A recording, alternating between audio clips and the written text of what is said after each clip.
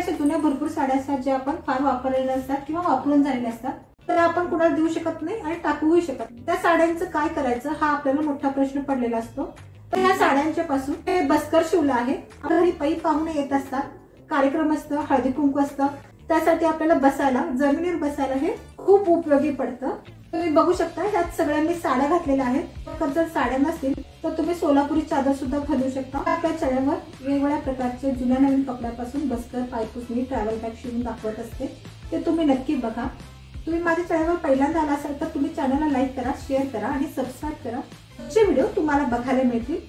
यात कमीत कमी 4 जण तुम्ही निवांत मांडी घालून जेवायला बसू शकता. तर हे आता बस्कर कसं शिवायचं ते आता आपण बघूया. नमस्कार, माझ्याकडे रोज नेसण्यासाठी अशा सुंदर सुंदर साड्या आहेत.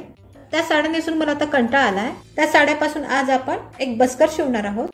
तुमच्याकडे पण अशा साड्या असतील तर तुम्ही त्याच्या अशा डबल फोल्ड करून असं अंथरून घ्या. तुम्हाला हवं त्या लांबीचं तुम्ही बस्कर बनवू शकता. मी ह्याच्यामध्ये 5 साडी घेतलेल्या आहेत. तुमच्याकडे जर जास्त साड्या असतील तर तुम्ही जास्त साड्यांचं सुद्धा बस्कर बनवू शकता. तुम्हाला हवं असेल तर मी सोलापुरी चादर सुद्धा ह्याच्यामध्ये घालून बस्कर शिवू शकता. तुम्ही माझ्या चॅनलला पहिल्यांदा असाल तर माझ्या चॅनलला सबस्क्राईब करा, लाईक करा, शेअर करा आणि बेल आयकॉनला क्लिक करा, ज्यामुळे माझे रोजचे व्हिडिओ तुम्हाला बघायला मिळतील. तर या बाजूला पिन लावून घेते. जेव्हा आपण शिलाई मशीनवर हे उचलू तेव्हा ते हलणार नाही आणि आपल्याला टिप मारायला सोपे जाईल. तुम्हाला हवे असेल तर तुम्ही जवळजवळ टिपा मारू शकता किंवा लांब लांब सुद्धा टिपा मारू शकता. चारी बाजूला टिप मारून घेतलेली आहे आणि उभ्या आणि आडव्या टिपा मारून घेतल्या आहेत.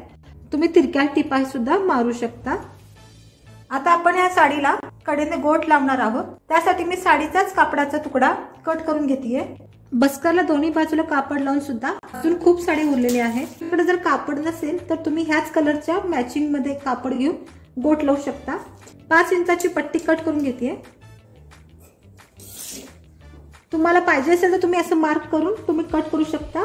पण कधी कधी धागा सरळ असतो, त्यामुळे आपण जरी असं ओढलं तरी सेम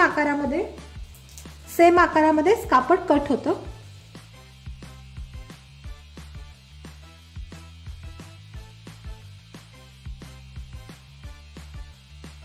अशी मी 5 इंचाची पट्टी कट करून घेतली आहे.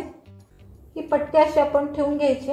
हे डबल लेअर करून अशी आपण टीप मारून घेऊया आणि त्याला असं उलटून ह्या बाजूला सुद्धा टीप मारून घेऊया. अशा पद्धतीने आपण चारी बाजूला गोट लावून घ्यायचा आहे. ही पट्टी पुरत असेल तर ही पट्टी पूर्ण वापरायची आहे. जर कमी पडत असेल तर परत आपण जसं मगाशी 5 इंचाची पट्टी कट केली तशी आपण पट्टी कट करून घेऊया. मी ह्या बाजूला पायपिंग करून घेतलेलं आहे. बघा किती सुंदर दिसत आहे. आता आपण ह्या कोपऱ्याला पायपिंग करणार आहोत. कापडाचं 1 ते 1.5 इंच जास्त घेऊन बॅक साईडला दुमडून घ्यायचं आहे.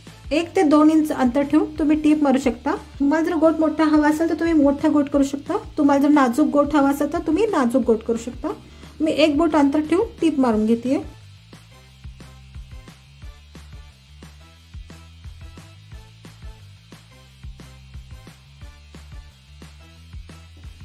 मी कापड डबल फोल्ड करून टीप मारून घेते. तुम्हाला हवा असेल तर तुम्ही सिंगल फोल्ड करून सुद्धा टीप मारू शकता.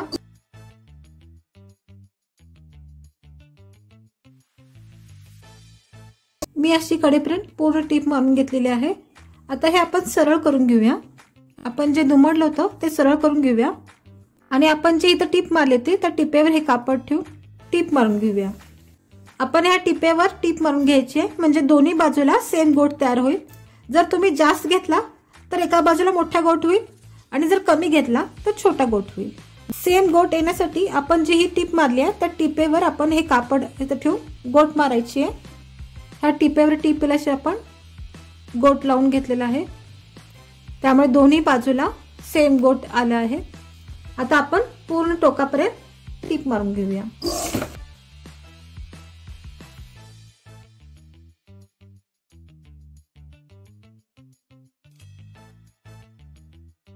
पायपिंग किती सुंदर झालंय बघा. छोटा पायपिंग घेतलाय. तुम्हाला जर हवं असेल तर तुम्ही मोठं पायपिंग घेऊ शकता. घरी पाहुणे आले की 4 जणांना बसायला जेवायला हे खूप सुंदर आहे.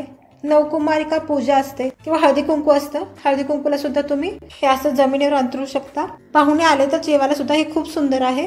सण समारंभामध्ये हे आपल्याला खूप उपयोगी पडतं. मी माझ्या चॅनलवर जुन्या नवीन कपड्यापासून वेगवेगळ्या प्रकारचे व्हिडिओ टाकतच असते, ते तुम्ही नक्की बघा. माझा हा व्हिडिओ पूर्ण बघितला त्याबद्दल तुमचे खूप धन्यवाद. थँक्यू.